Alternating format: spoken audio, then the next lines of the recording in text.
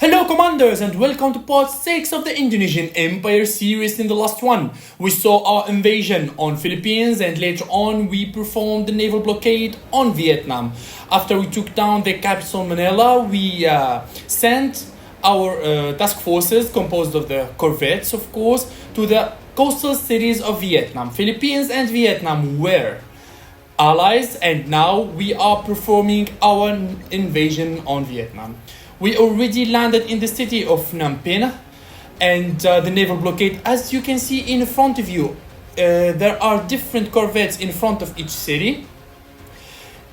The naval blockade goal is to prevent any kind of units to get on the seas or get inside the land. So basically here we are going to enclose everyone inside his own land in order to keep him inside and to get a grip on this invasion. We do not want scattered units all over the map. We do not want someone to come from our back. So basically here our main goal is to contain this invasion, this war, and keep it inside the lands, and later on we will deal with it. I know it's going to be a little bit tricky to fight land forces, especially that we do not have air force, we do not have tanks, we do not have offensive units. Until this stage of the game, we only have corvettes and National Guards.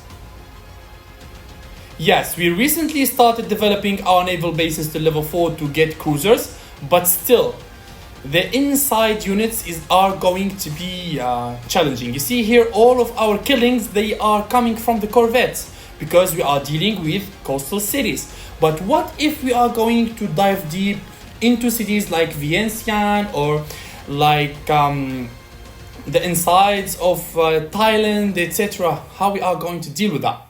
Well, I know it is going to be challenging, but to get the answer, keep watching till the end. Just a small reminder, we still have that Taut artillery.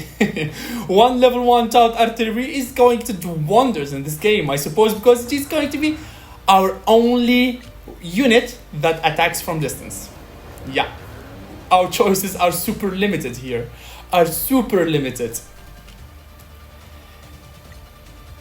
Okay, so Philippines is done. All of his homeland cities has fallen, and now I'm diving deep inside the lands of Vietnam. The good thing, all of his coastal cities are now eliminated. No defenses. He is totally defenseless. Our corvettes did the work overnight. I sent my corvettes to attack and went to sleep. You see here, Italy and France has climbed in the leaderboard. I know if someone gets grip in Europe, it's going to be challenging. It's time for our resources management. My first city to be annexed is Kuala Lumpur. Why? Because it is components, and now I'm going to start the mobilization of cruisers. Okay, the land invasion on Vietnam and Thailand has been super cool. But still, you see in front of you here, we encountered few tanks in the inside cities of Vietnam. But how we are attacking them? With our artillery battalion. That's my only option here. So basically, I need to be patient. The insurgencies, they are giving me a hard time. What is this notification? Japan has declared war against you. Japan. Well, this is another country that declared war on us. This is the third or the fourth country that declared war on us in only 13 game days. And another opponent, another enemy. You know, I was in the process of preparing myself to attack Myanmar and continue that piece of land. But change of plans. Looks like we are going to travel to the Imperial Japan. Okay, 17th Task Force. Let's go to the Japanese seas. Operation initiated. Our first cruiser soon will be mobilized. Here I need to deal with this recon division. It's a heavy one with 6 motorized infantry and 1 recon vehicle. I know that he is not going to a critical place. I do not have cities here. He's not targeting one of my homeland cities, which is a fact. Well, he cannot even get to my homeland cities because my corvettes are going to intercept him.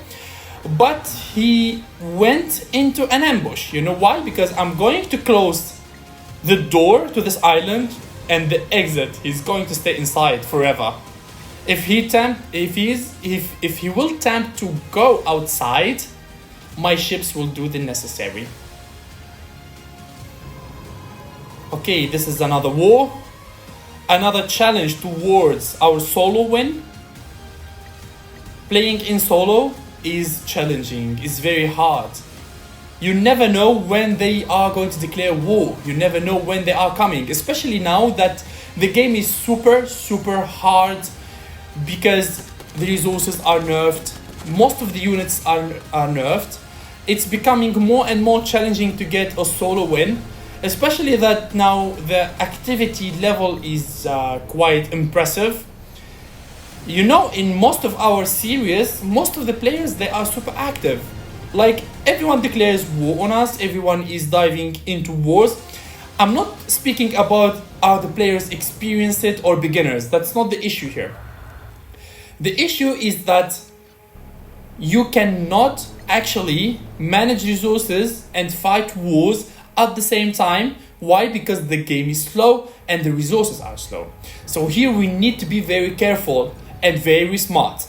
The good thing about Conflict of Nations is based on your brain.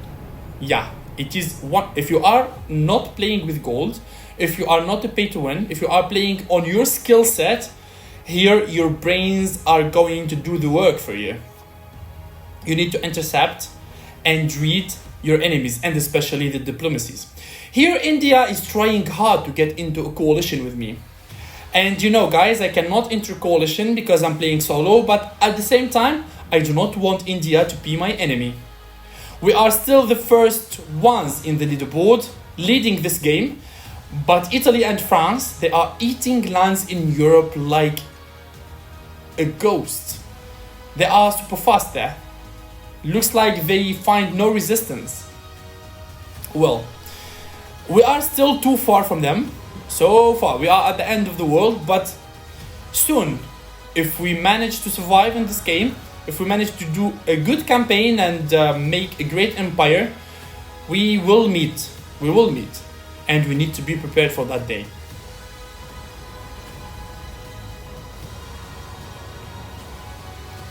Okay, now our units, they are on their way for the Japanese war. Japan does not have ships, he does not have naval bases, which is good for us. I can perform a naval blockade on him, it's gonna be easy. It's going to be easy because I have a lot of corvettes and Japan is all coastal. So my corvettes will be enough to kill all of his units. But here I'm gonna have to be patient on the Vietnamese units. Because he has a lot inside, he made recons and tanks, and in order to get those, I'm not going to attack them with my National Guards because it's going to be a suicide mission. The best option is to wait for my Taut artillery to do the work. I'm focusing on my cruisers. This is why I cannot make Air Force now, especially that the resource production is very low. In the front of you, you can clearly see that our electronics, we have 2k. I need to keep them for my cruisers. And you know also that I annexed a component city which basically used most of my resources, but it is necessary.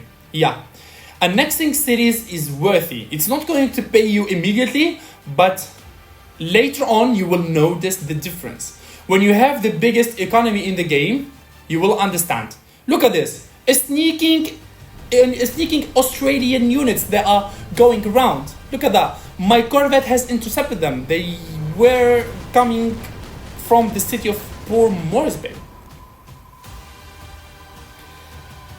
You understand now when I said that this game is played with your brains? You need to be smart because you have a lot of pieces of puzzle. And you need to put them smartly and in the correct position. See you guys in the next episode, and bye bye.